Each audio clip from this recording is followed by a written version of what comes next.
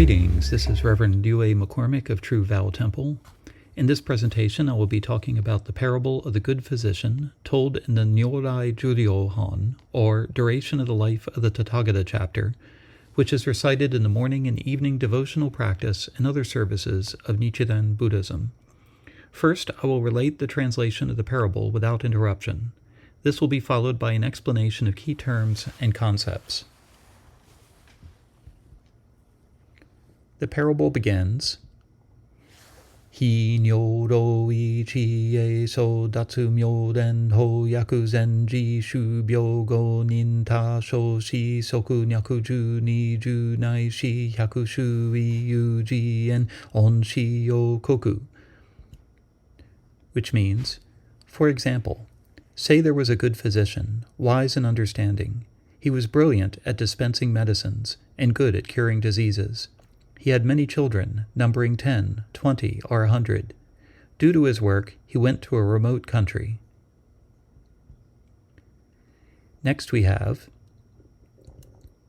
Shoshi yogo onta doku yaku hotsu mandan enden uji zeiji go bu gendai kike shoshi on doku. Which means, the children afterwards took poisonous drugs. The drugs made them writhe in agony, rolling on the ground. Then the father returned home. He saw that his children had taken poison. Next, we have Waku shippon shin waku fushi sha yo ken go bu kai dai kangi haiki monjin zen nan non ki ga togu chi go buku doku yaku gan ken kuryo kyo shi ju myo. Which means, some had already lost their right minds, while others still had not. They saw their father in the distance, and all had great joy. On their knees they begged him, saying, "You came back safely. We were foolish. By mistake we took poisonous drugs. Cure us and give us back our lives." Next we have Buken shi toku no nyoze e sho kyobo gu ko yaku so shiki ko mi kai shitsu gu soku. Which means, the father, seeing his children suffering like this, consulted books of prescriptions and sought fine medicinal herbs whose color, smell, and taste were all perfectly balanced. Next, we have Toshi wa go yoshi ryo buku ni sa ze gon shi dai do yaku shiki ko mi kai shitsu gu soku nyo to ka buku soku joku no mu bu shu gen. Which means, he pounded, sifted, and blended them. He gave it to the children to take and said, "This is a very good medicine, whose color, smell, and taste are all perfectly balanced. You should take it. It will quickly remove your suffering, and you will not suffer any more." Next we have Go sho shi chu fu shi shenja ken shi do yaku shiki ko gu ko soku ben buku shi byo jen jo yu. Which means, the children who had not lost their minds saw that this good medicine had a good color and smell, took it at once, and were cured completely. Next we have Yoshi shinja ken go burai sui yak kangi monjin gu shakuji byo nen yo go yaku ni fu ko buku. Which means, the remainder had lost their minds. They saw their father come home. They also rejoiced, asked him to cure them, and were given the medicine, but they did not consent to take it. Next we have Shoi shaga dokke jenyu shippon shinko o shi ko shiki ko yaku ni I fu mi. Which means, why is that? The poison had entered so deeply that they had lost their right minds. The medicine had a good color and smell, but they said that it would not taste good. Next we have Bu sa ze nin shi ka min I doku shochu shenkai tendo sui kenga ki gu shaku ryo nyo ze ko yaku ni fu ko buku ga konto setsu ho ben ryo buku shi yaku, which means, the father thought, these children are pitiful. They are so poisoned that they are confused. Although they rejoice at seeing me and ask me to cure them, this good medicine they do not consent to take. Now I will have to devise a skillful means to get them to take this medicine. Next we have soku sa ze gonyo to chi ga kon sui ro shi ji I shi ze ko ro yaku kon ru zai shi nyo ka shu buku motsu fu sai, which means, at once he said to them, you should know that I am old and decrepit, and shall soon die. This good medicine I am now leaving here. You should take it. Do not be afraid that you will not be cured. Next we have Saze kyoi bu shi ta koku ken shi gen go nyo bu I shi, which means, having thus advised them, he went again to another country. He sent back a messenger to tell them, your father has just died. Next we have Zeiji sho shi mon bu hai so shin dai u no ni sa ze nen yaku bu zai sha ji min ga to no ken ku go kon ja sha ga on so ta koku, which means, then the children, hearing that their father had passed away, felt great sorrow and distress, and they thought, if our father were alive, with love and mercy he would see us and rescue us. Now he has deserted us and died in a remote country. Next we have Ji yui ko ro mu bu ji ko jo e hi kan shin zui sho go nai chi shi yaku shiki ko mi soku shu buku shi doku byo kai yu, which means, they realized that they were orphans who would never again have their father to rely on. Their constant yearning and sadness caused them to sober up and realize the truth. Then they knew that the medicine had a good color, smell, and taste. They immediately took it and were completely cured of the poison. The parable concludes with Go bu mon shi shit chi tokusai jen ben dai ki gen shi ken shi, which means, when the father heard that the children had recovered their health, he immediately returned home and showed himself to them. The Buddha then questions the assembly about the parable. Shozen nan shi yoi yunga hau nin no se shi roi komo zai fu hacha se son, which means, good men, what do you think? Do you think that anyone can accuse this good physician of falsehood? No, world-honored one. The Buddha then explains how the parable relates to his own life and teachings. Butsu gon ga yaku nyo ze jo butchi rai mu ryo mu hen hyaku sen man noku na yu ta asogi ko, which means, the Buddha said, I am also like this. I attain Buddhahood immeasurable, boundless hundreds of thousands of trillions of nayatas of Asamkhya kalpas ago. He concludes his explanation with, I shujo ko I ho ben diki gon to metsudo yakumu u no nyo ho setsuga komo ka sha, which means, for the sake of sentient beings, I use the power of skillful means, and say that I shall be extinguished, but no one will be able to legally accuse me of falsehood. In the words and phrases of the Lotus Sutra, Tiantai Juri explains that regarding the good physician of the parable, there are 10 kinds of physicians who can be compared to 10 kinds of teachers of Buddhism. The first are those who cause the illness to increase and do not reduce it.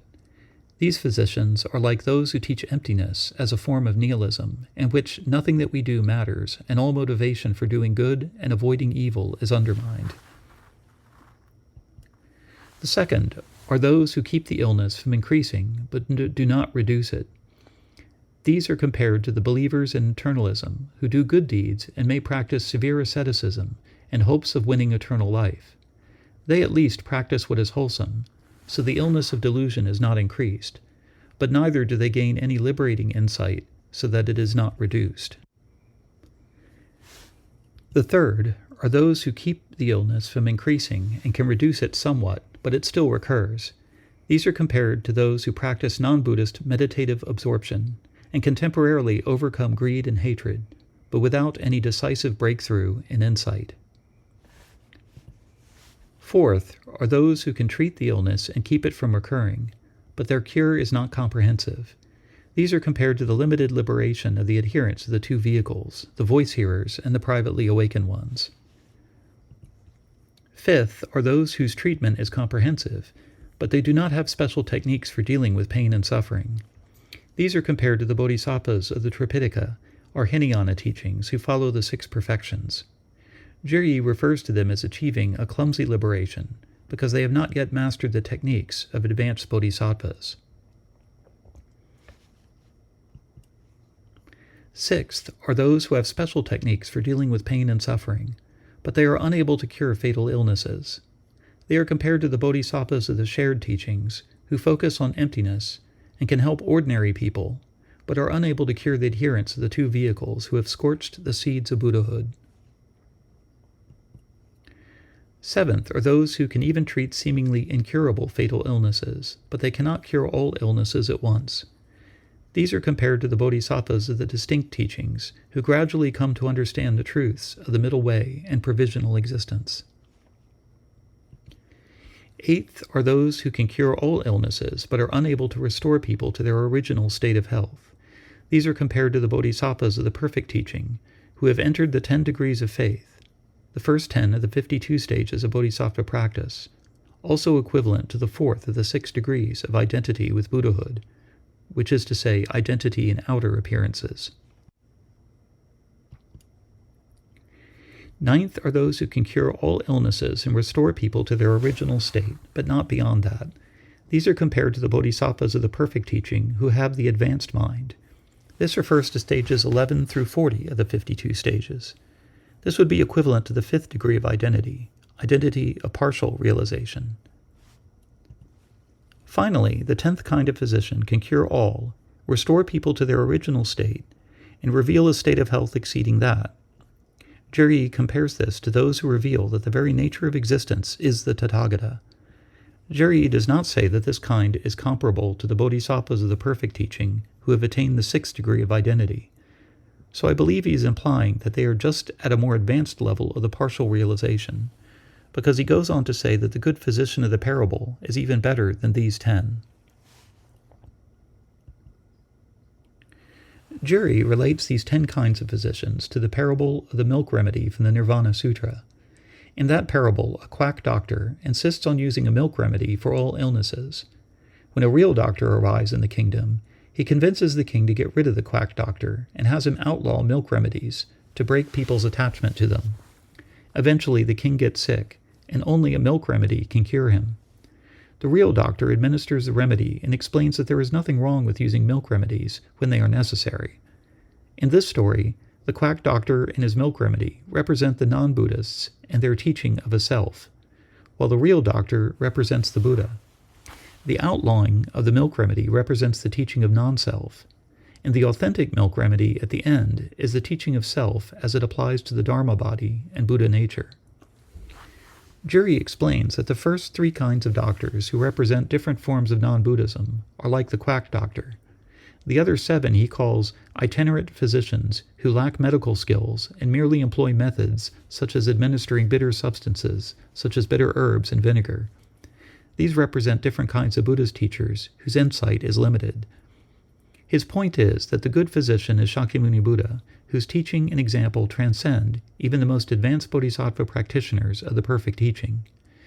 As the Infinite Meanings Sutra says about the Buddhas, they are the chiefs of physicians, the greatest chiefs of physicians, who discern the symptoms of illness and understand the properties of medicines. They prescribe medicines according to the illness, so that all may take them with joy. According to Juryo, in the words and phrases of the Lotus Sutra, the 100 children represent voice hearers, privately awakened ones, bodhisattvas, and all sentient beings. The children taking poison is a metaphor for how sentient beings believe in and accept false teachings, and thereby become even more attached to the 6 realms of suffering. These are teachings such as that there is a real self that is substantial and independent, or the extreme views of eternalism or nihilism, or wrong views that deny or distort the teaching of cause and effect, our strong attachment to views, or the view that one can attain liberation through rules and rituals without transforming one's inner character or attaining genuine insight. It can also mean a misapprehension of the Buddha's prior provisional teachings, such as the teaching of emptiness being understood in a one-sided way that results in a passive indifference to all things, or a misapprehension of the Pure Land teachings that can lead to otherworldliness and complacency in this life. Those children who take their father's medicine when he returns home for the first time are those who are spiritually receptive. They represent those who accepted the Lotus Sutra in past lives, such as the 16 sons of great universal wisdom excellence Buddha 3,000 dust particle kalpas ago. Those 16 sons heard the Lotus Sutra from their father, immediately accepted it, taught it to others, and subsequently became the Buddhas of the 10 directions. The children who would not take the medicine are those who are spiritually unreceptive and would become even more complacent and conceited if their father were to remain with them. It is for their sake that the father leaves and sends back a messenger telling them that he died. He did this so that these children would realize that they cannot always rely upon their father to do everything for them, and that they must take the medicine for themselves to be healed. This is why the present Shakyamuni Buddha taught that you should live as islands unto yourself, being your own refuge, with no one else as your refuge, with the Dharma as an island, with the Dharma as your refuge, with no other refuge. The teaching of his imminent final nirvana is therefore a skillful means to motivate his disciples to put the Dharma into practice for themselves.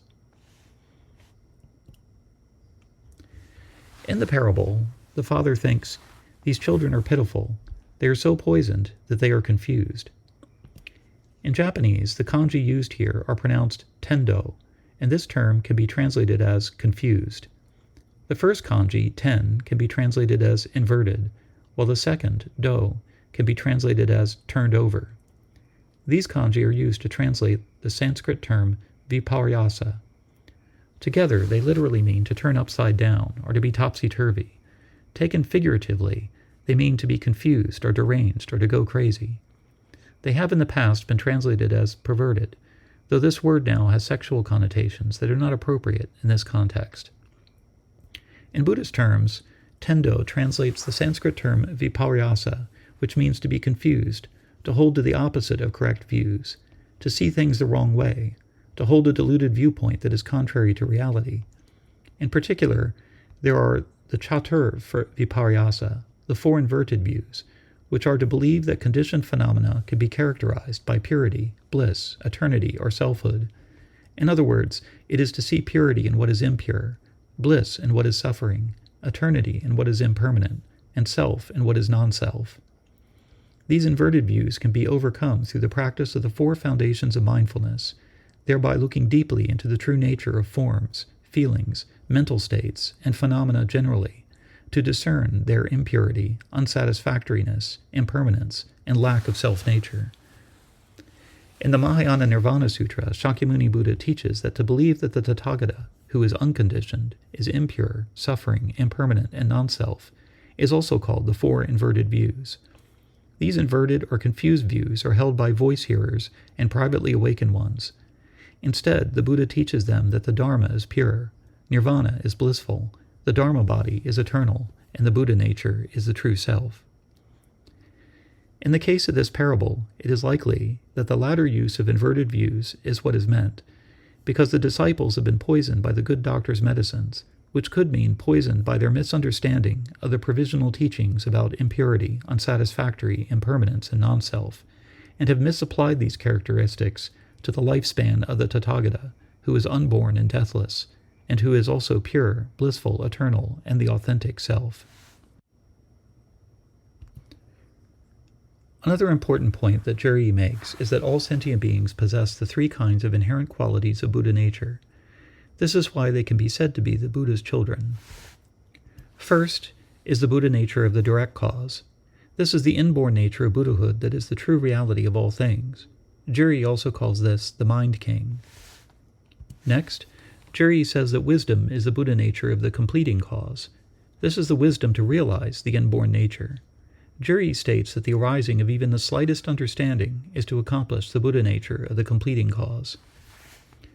Finally, Juryi says that aside from the Mind King, the remaining mental factors support it and comprise the Buddha nature of conditional causes. Conditional causes also mean the meritorious deeds that develop wisdom. Juryi states that the slightest ability to practice serves as the Buddha nature of conditional causes. So sentient beings in general have the Buddha nature of the direct cause, simply by virtue of being part of the true reality of all things. Because of the direct cause, one will also find at least the beginnings of the completing cause or wisdom to realize it, and the beginnings of the conditional causes are meritorious deeds that nurture, sustain, and support wisdom. The very good medicine that the good physician concocts for the children is said to have a good color, smell, and taste.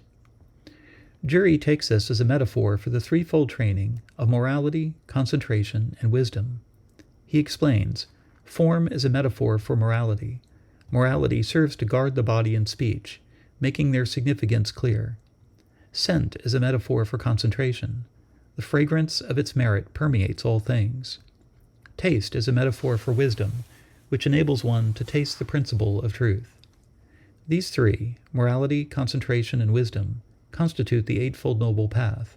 By cultivating the Eightfold Noble Path, one can see the Buddha nature. Juryi also takes the color, smell, and taste of the medicine as a metaphor for the three virtues of the Dharma body, wisdom, and liberation, which are the virtues that come about when the threefold Buddha nature is fully manifest. He explains, furthermore, form is wisdom.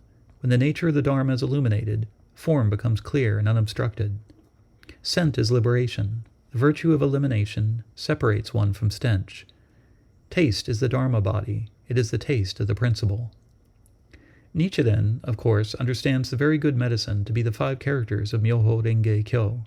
As he wrote to a follower, the nun Myoshin, the good medicine refers to none other than the 5 Chinese characters of Myoho Renge and Kyo.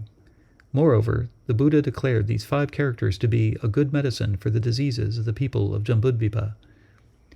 Nichiren is here quoting from Chapter 23 of the Lotus Sutra, the previous life of Medicine King Bodhisattva.